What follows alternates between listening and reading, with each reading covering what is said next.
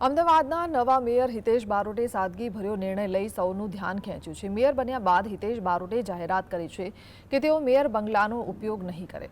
ઉપરાંત કોઈ મુલાકાતી બુકે અથવા ગિફ્ટ લઈને ન આવે તેવી પણ અપીલ કરી છે।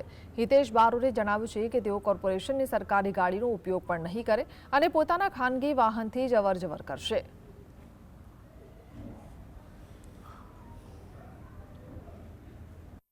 દિવસમાં મેયર તરીકેની જે સવલતો મળવાની છે, અહીંયા પ્રજા સમક્ષ રહેવા સિવાય, પ્રજાને ચા પાણી સિવાય અમદાવાદ શહેરનું મારા માટે કોર્પોરેશનની જે કોઈ સુવિધા મળે છે એ મારા માટે કોઈ કામની નથી।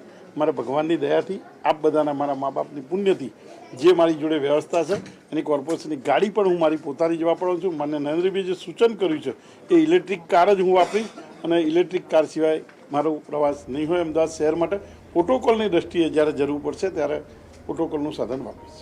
એમની અંદર પણ મારા માજી મેયર કિરીટભાઈની આપે જોયેલું જ છે। કિરીટભાઈ પણ એક નાનકડા રૂમમાંથી આવતા હતા, એ પણ આજ સુધી નહોતા ગયા, હું પણ નથી જવાનો।